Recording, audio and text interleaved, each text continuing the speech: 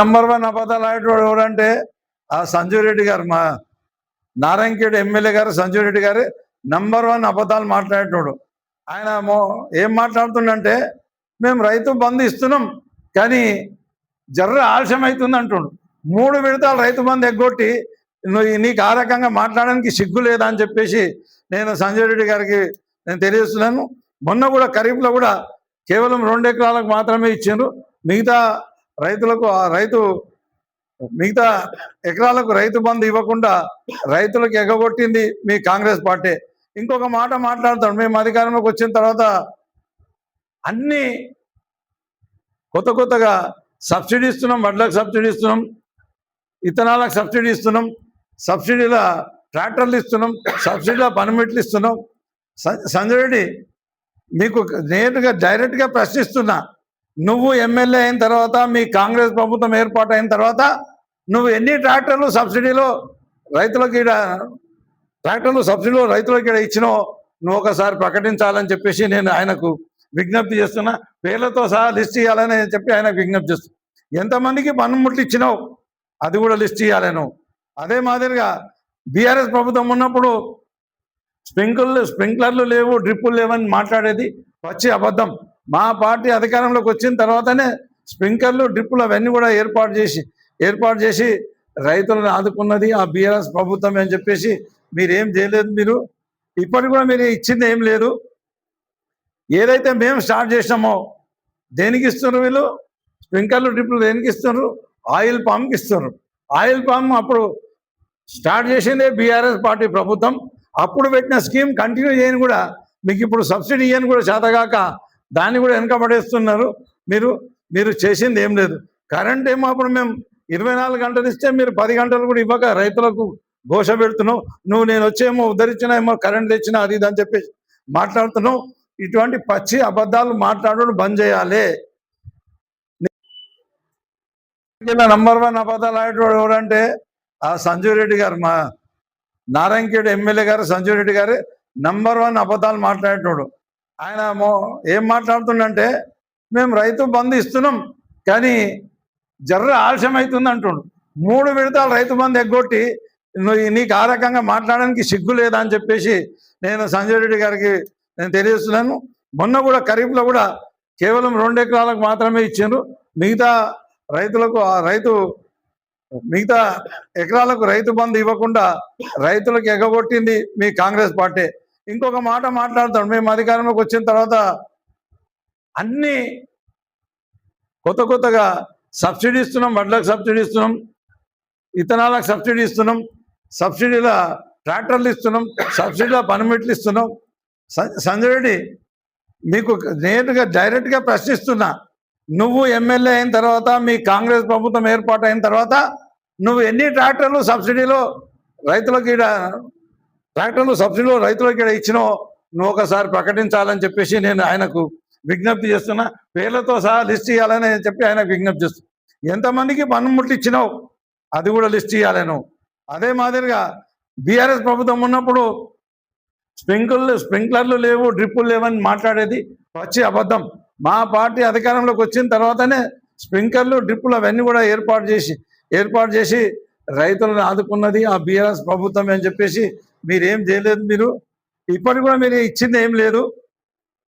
ఏదైతే మేము స్టార్ట్ చేసినామో దేనికి ఇస్తున్నారు వీళ్ళు? స్ప్రింక్లర్లు, డ్రిప్పులు దేనికి ఇస్తున్నారు? ఆయిల్ పామ్కి ఇస్తున్నారు. ఆయిల్ పామ్ అప్పుడు స్టార్ట్ చేసిందే బీఆర్ఎస్ పార్టీ ప్రభుత్వం. అప్పుడు పెట్టిన స్కీమ్ కంటిన్యూ చేయని కూడా మీకు ఇప్పుడు సబ్సిడీ ఇవ్వని కూడా చేతగాక దాన్ని కూడా వెనకబడేస్తున్నారు. మీరు చేసింది ఏం లేదు. కరెంట్ ఏమో అప్పుడు మేము 24 గంటలు ఇస్తే మీరు 10 గంటలు కూడా ఇవ్వక రైతులకు ఘోష పెడుతున్నావు. నేను వచ్చేమో ఉద్ధరించినా ఏమో కరెంట్ తెచ్చినా అది ఇది అని చెప్పేసి మాట్లాడుతున్నావు. ఇటువంటి పచ్చి అబద్ధాలు మాట్లాడడం బంద్ చేయాలి. మీరు ఆ రకంగా అబద్ధాలు మాట్లాడకూడదని చెప్పేసి నేను వారికి విజ్ఞప్తి చేస్తున్నాను. ఇంకా కరెంట్ షాక్తో చనిపోతే, గతంలో రైతులు కరెంట్ షాక్తో చనిపోతే రైతులకు 6 లక్షల రూపాయలు రైతులకు అందజేయడం జరిగింది. అట్లనే పశువులు చనిపోతే 40,000 రూపాయలు, 50,000 రూపాయలు పశువులకు కూడా ఇవ్వడం జరిగింది. 40,000 రూపాయలు పశువులకు కూడా ఇవ్వడం జరిగింది. ఇప్పుడు అదే స్కీమ్ కంటిన్యూ చేసుకుంటా ఇప్పుడు వీళ్ళు ఏం మాట్లాడుతున్నారు? గతంలో ఇవ్వలేదు మేము ఇస్తున్నామని చెప్పేసి మాట్లాడుతాం. మరలా మాట్లాడుతూ ఆయన ఒకటి ఏమంటాడంటే, మీరన్నీ అలాని ఎవరైతే లబ్ధిదారులు ఉన్నారో, పశువులు చనిపోయిన లబ్ధిదారులు ఉన్నారో వాళ్ళని దొంగల కింద క్రియేట్ చేస్తాం. మీ గోదాలు మీరు మంచిగా కాసుకోవాలి. మీ గోదాలు మంచిగా కాసుకుంటే మీ గోదాలు పోయి ఆడ దాని కరెంటుకి ఎందుకు తగులుతాయి, ఎందుకు చనిపోతాయని మాట్లాడుతాం. అట్లా వాళ్ళని అవమానించడం కరెక్ట్ కాదని చెప్పేసి మీరు ఏదైతే ట్రాన్స్ఫార్మర్లు పెట్టినరో ఆ ట్రాన్స్ఫార్మర్లు చక్కగా పెట్టి చుట్టూ జాలీలు వేస్తే పశువు అన్నప్పుడు ఎక్కడన్నా ఇటు కొడితే అటు పోతే, అటు కొడితే ఇటు పోతుంది. నువ్వు సోయలేనని కాబట్టి పశువుల సంగతి నీకు అర్థం కాదు. అర్థం కాక ఆ రకంగా మాట్లాడుతున్నావు. చుట్టూ జాలీలు వేస్తే పశువులు పోయి తలగాయి, నువ్వు పైసలు కట్టే అవసరం ఉండదు. రైతులు తప్పు చేయలేదు, వాళ్ళు నేరగాళ్ళు కాదు. వాళ్ళు ఎంత ప్రయత్నం చేసినా పశువు తెంపుకోనన్నా పోతుంది, లేకపోతే కాయంగా ఒకటి ఇటురుతుంది, ఒకటి అటురుతుంది. ఎక్కడ పచ్చిగడ్డి ఉంటే అక్కడ పోతుంది. కాబట్టి అట్లాంటి ట్రాన్స్ఫార్మర్ల చుట్టూ పచ్చిగడ్డలు వేస్తే దాని దగ్గరికి పోయి అట్లా కాలిపోతాయి. కాబట్టి ఆ రకంగా వాళ్ళని అవమానపరచకూడదు, అబద్ధాలు ఆడకూడదు అని చెప్పేసి బీఆర్ఎస్ ప్రభుత్వం ఉన్నప్పుడు ఇవ్వలేదని అబద్ధాలు ఆడకూడదు. చెప్పమంటే నీకు ఉదాహరణ చెప్తా. ఫస్ట్ కొత్తగా నేను ఎమ్మెల్యే అయిన సందర్భంలోనే కంటి మండలంలో ఒక్క విడత కూడా తప్పకుండా 11 విడతల్లో 72,000 కోట్ల రూపాయలు వేసి దేశంలోనే చరిత్ర సృష్టించిన ఘనత మా బీఆర్ఎస్ పార్టీకే దక్కిందని చెప్పేసి తెలియజేస్తున్నా. రుణమాఫీ కూడా 29,000 కోట్ల రూపాయలు రైతులకు రుణమాఫీ పేరు మీద అందించడం జరిగిందని చెప్పేసి తెలియజేస్తున్నాను. బీమాకు 6,800 కోట్ల రూపాయలు మేము ఇచ్చినాం. ఈరోజు బీమా కూడా క్యాన్సిల్ చేశాం. ఈ రకంగా రైతులకు అన్ని రకాలు కూడా అష్ట కష్టాలకు గురి చేస్తుంది కాంగ్రెస్. మరి మేము అధికారం ఉన్నప్పుడు రైతు బీమా ఇచ్చినాము, రైతు రుణమాఫీ ఇచ్చినాము, మరి అదే మాదిరిగా రైతు బంధు ఇచ్చినాము, 24 గంటలు ఉచిత కరెంట్ ఇచ్చినాము, సాగుకు నీరు అందించినాము, ప్రాజెక్టులన్నీ ఏర్పాటు చేసినాము. ఇవన్నీ ఘనతలు మేము చేసినాం. ఇక ఇక్కడ మా నారాయణఖేడ్లో కూడా క్యాబినెట్ మీటింగ్లో తీసుకున్న నిర్ణయం రైతాంగాన్ని సంక్షోభంలోకి నెట్టే నిర్ణయమే, రైతాంగాన్ని నట్టేయటం ముంచే నిర్ణయం అని చెప్పేసి దాన్ని ఎంబడే కాంగ్రెస్ ప్రభుత్వం విత్డ్రా చేసి రైతులకు అండగా ఏ రకంగా అయితే టీఆర్ఎస్ పార్టీ గతంలో ఉన్నదో ఆ రకంగా ఉండాలని చెప్పేసి నేను కాంగ్రెస్ పార్టీని డిమాండ్ చేస్తాను, ముఖ్యమంత్రిని డిమాండ్ చేస్తాను. ముఖ్యంగా ఈ కాంగ్రెస్ పార్టీ అధికారంలోకి వచ్చిన నుంచి రైతులకు అన్ని రకాలుగా కూడా ఇబ్బందులే అవుతున్నాయి. ప్రతి ఒక్క రకంగా ఇబ్బంది అవుతుంది. ఈ కొనుగోలు కేంద్రాలు అనేది వాళ్ళ అధికారంలోకి వచ్చిన తర్వాత ఏది కూడా సక్రమంగా నడవలేదు. ఇప్పటి వరకు ఏది కూడా సక్రమంగా నడవలేదు. వరి కొనుగోలు చేసిండ్రా అంటే కొన్ని ధాన్యం విడిచిపెట్టేసి వరి ధాన్యం విడిచిపెట్టేసి ముందుగానే కొనుగోలు కేంద్రాలు మూసేసిండ్రు. లేకపోతే కొనుగోలు కేంద్రాల్లో రేట్ స్టార్ట్ చేయడం మూలంగా రైతులు అప్పటికే సగం ధాన్యం బయట అమ్ముకున్నారు. రైతు పండించిన వరి ధాన్యాన్ని కొనలేదు. అదే మాదిరిగా మిగతా పంటలు జొన్నలు ఏదైతే ఉందో ఆ జొన్న పంటను కూడా మా గతంలో మా ప్రభుత్వం ఎన్ని జొన్నలు పండిస్తే అన్ని జొన్నలు మేము కొనుగోలు చేసినాం. కానీ ఈ కాంగ్రెస్ ప్రభుత్వం ఇప్పుడు మొన్ననే కొనుగోలు కేంద్రాలు లేట్ స్టార్ట్ చేయడమే కాకుండా 10 క్వింటాలకు మించి జొన్నలు తీసుకోక ఈరోజు రైతులందరూ జొన్నలు కూడా బయటకు అమ్ముకునే పరిస్థితి ఏర్పడ్డది. తర్వాత వచ్చేసి ఈ కాంగ్రెస్ ప్రభుత్వం కొనుగోలు ఏం చేసింది అనేది కూడా ఇప్పుడు మనం ఒకసారి ఆలోచించుకోవాలి. ఇప్పటివరకు జరిగిన కొనుగోలు కేంద్రాలు ఏవైతే ఉన్నాయో ఈ కాంగ్రెస్ కొనుగోలు చేసిన వరి ధాన్యం ఎక్కువ కూడా వరి ధాన్యం ఎక్కడ ఎవరు తీసుకుంటున్నారు? కేంద్ర ప్రభుత్వమే తీసుకుంది. వీళ్ళు ఎఫ్సిఐ ద్వారా కేంద్ర ప్రభుత్వం బియ్యం కన్వర్ట్ చేసి ఇస్తే కేంద్ర ప్రభుత్వం తీసుకొని కేంద్ర ప్రభుత్వమే పేమెంట్ చేసింది. మిగతా ధాన్యాలు ఏవైతే ఉన్నాయో పెసర్లు కానీ, మినుములు కానీ, కందులు కానీ, శనగలు కానీ, సోయాలు కానీ ఇవన్నీ కూడా కేంద్ర ప్రభుత్వం నాఫెడ్ ద్వారా కొనుగోలు చేసింది. రాష్ట్ర ప్రభుత్వం కొనుగోలు చేయలేదు. అది రాష్ట్ర ప్రభుత్వం కేంద్ర ప్రభుత్వం కోటా అయిపోగానే మళ్ళీ కోటా పెంచమని ఎన్నిసార్లు రైతులు విన్నవించుకున్నా కోటా పెంచకుండా ఆడి కాపేసి రైతులు మళ్ళీ ధనాలకు అమ్ముకునే పరిస్థితి ఈ పంటలకు కూడా ఏర్పడింది. అదే మాదిరిగా ఏదైతే పత్తి పంట ఉన్నదో పత్తి పంటలో కూడా రాష్ట్ర ప్రభుత్వం ఇక్కడ కాంగ్రెస్ ప్రభుత్వం చేసింది ఏం లేదు. కేంద్ర ప్రభుత్వం ఏదైతే సిసిఐ ద్వారా కొనుగోలు చేస్తుందో అది కేంద్ర ప్రభుత్వమే కొనుగోలు చేసింది కానీ రాష్ట్ర ప్రభుత్వం ఏం కొనుగోలు చేయలేదు. ఇక ఏమన్నా కొనుగోలు చేస్తే రాష్ట్ర ప్రభుత్వం చేసింది ఏదైనా ఉందంటే ఇంకా మక్కలు జొన్నలు రెండు మాత్రమే రాష్ట్ర ప్రభుత్వం కొనుగోలు చేసింది. మిగతా అన్ని కూడా కేంద్ర ప్రభుత్వమే తీసుకుంటుంది, రాష్ట్ర ప్రభుత్వం ఏం తీసుకుంటలేదు. పెసర్లు, మినుములు, కందులు ఇవన్నీ నాఫెడ్ సంస్థ తీసుకుంటుంది.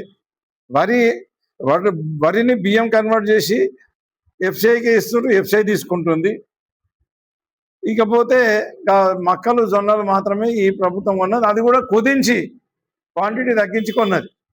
ఇప్పుడు కాంగ్రెస్ ప్రభుత్వం మనం తీసుకున్న నిర్ణయం ఏందనంటే ఇప్పటికైతే వీళ్ళు కొన్నది ఏం లేదు, రేపటికి మేము మొత్తం కొనము. ఆ జొన్నలు, మక్కలు ఏవైతే అవి ఏదైతే వాళ్ళు తీసుకుంటారో అది కూడా తీసుకోమనే మాట మాట్లాడుతుంది. ఈ రకంగా రైతులకు భరోసా ఇవ్వాల్సింది పోయి, రైతులను ఆదుకోవాల్సింది పోయి, వాళ్ళు ఇచ్చిన మాట ఏదైతుందో, రైతు డిక్లరేషన్లో మాట్లాడినప్పుడు వాళ్ళు ఇచ్చిన మాట ఏదైతుందో, రైతులు పండించిన ప్రతి ఒక్క ధాన్యం, అది ఏ ధాన్యమైనా సరే చివరి గింజ వరకు కొనుగోలు చేస్తామని చెప్పేసి మాట్లాడారు. మరి ఈరోజు సంకలెత్తేసి రైతులని మొత్తం ఏట్ల ముంచే కార్యక్రమం, సముద్రం ముంచే కార్యక్రమం చేస్తున్నారు. కాబట్టి ఇది మానుకోవాలి. రైతులకు పండించిన ధాన్యం అంతా కూడా కొనుగోలు చేయాలని చెప్పేసి మా ప్రభుత్వం గతంలో బీఆర్ఎస్ ప్రభుత్వం ఏ రకంగా అయితే చేసిందో మేమేం చేసాం, మా ప్రభుత్వం అధికారంలోకి వచ్చిన తర్వాత ఆ రకంగా మీరు చేయాలని విజ్ఞప్తి చేస్తున్నాం. మేము మా ప్రభుత్వం అధికారంలోకి వచ్చిన తర్వాత 50 ఏళ్ళ నుంచి మీరు కాంగ్రెస్ పార్టీ అధికారంలో ఉన్న 50 ఏళ్ళ నుంచి రైతుల దగ్గర ఒక గింజ కూడా కొనుగోలు చేయలేదు, ఏ ధాన్యం కూడా కొనుగోలు చేయలేదు. రైతులంతా అప్పుల పాలైపోయి సంక్షోభంలోకి వెళ్ళిపోయారు. అట్లాంటి రైతుల దగ్గర మేము రైతులు పండించిన ప్రతి ఒక్క ధాన్యం, అది వడ్లు కానీ, పెసర్లు కానీ, మినుములు కానీ, కేంద్రం కోట అయిపోగానే మళ్ళీ మేము మా రాష్ట్రంకి వెళ్ళి కోట పెంచి రైతుల దగ్గర ఉన్న చివరి గింజ వరకు కొనుగోలు చేసినాం. అది పెసర్లు కానీ, మినుములు కానీ, కందులు కానీ, శనగలు కానీ, సోయాలు కానీ, సన్ఫ్లవర్ కానీ ప్రతి ఒక్క గింజ కొనుగోలు చేసిన ఘనత మా బీఆర్ఎస్ పార్టీది. 24 గంటల కరెంటు ఇచ్చిన ఘనత, నాణ్యమైన కరెంటు, ఉచిత కరెంటు ఇచ్చిన ఘనత మా బీఆర్ఎస్ పార్టీదే. అదే మాదిరిగా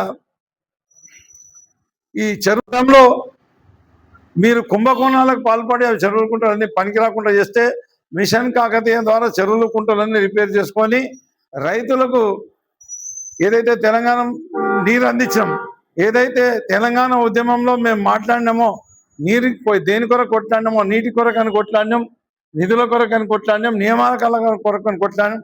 ఆ నీరు కొరకని మేము చేయాల్సిందల్లా మొత్తం కంప్లీట్ చేసినాం. కాళేశ్వరం ప్రాజెక్ట్ కట్టించి 50 లక్షల ఎకరాలకు నీళ్ళు ఇచ్చినాం. మరి పాలమూరు ఎత్తిపోతల పథకం ద్వారా, పాలమూరు ప్రాజెక్ట్ ద్వారా అక్కడ మహబూబ్ నగర్ అటు సైడ్ వాళ్ళకి అన్ని నీళ్ళు ఇచ్చినాం. ఇట్లా రకరకాల ఎత్తిపోతల పథకాలు కానీ లేకపోతే ప్రాజెక్టులు కానీ కట్టి మనం రైతాంగానికి సుమారు 1 కోటి ఎకరాలు ఎక్కువ కొత్తగా పంటలు పండించే విధంగా ఏర్పాటు చేసినాం.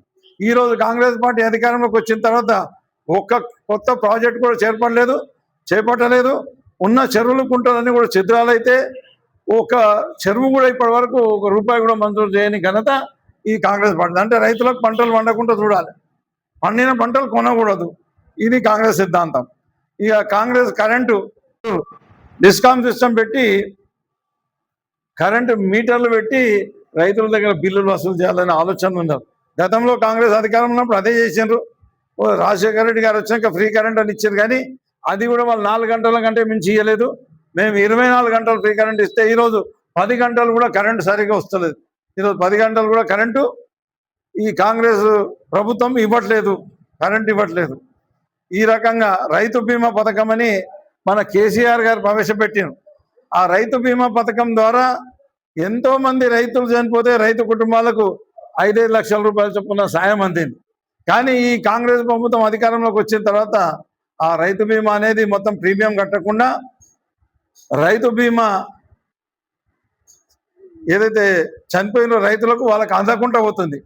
ఇప్పుడు మన నారాయణఖేడ్ నియోజకవర్గంలోనే ఫిబ్రవరి నుంచి వీళ్ళు బీమా ప్రీమియం కట్టకపోవడం మూలంగా సుమారుగా 200 మంది రైతులు చనిపోతే వాళ్ళ కుటుంబ సభ్యులకు 200 మంది కుటుంబ సభ్యులకు ఈరోజు రైతు బీమా సొమ్ము అందకుండా పోయింది. రైతులకు ఈ రకంగా బీఆర్ఎస్ ప్రభుత్వం చేసిన పథకాలు ఒక్కొక్కటి రైతుల కొరకు చేసిన పథకాలు ఒక్కొక్కటి కూడా ఎత్తేసుకుంటా రైతులను నాగం చేస్తుంది. రైతు బంధు బీఆర్ఎస్ పార్టీ 10,000 ఇస్తుంది ఎకరానికి, ఒక సంవత్సరానికి. మేమేమో 15,000 ఇస్తామని చెప్పేసి ఆ రోజు మాట్లాడాడు. 3 విడతలుగా ఇప్పుడు రైతు బంధు, రైతు భరోసా ఎగవేసిన ఘనత ఈ కాంగ్రెస్ పార్టీదే. కరోనా కాలంలో కూడా 7,000 పైగా కొనుగోలు కేంద్రాలు ఏర్పాటు చేసి రైతులకు కష్టాలు రాకుండా రైతులు పండించిన ప్రతి ఒక్క గింజ కూడా కొనుగోలు చేసిన ఘనత మాదే.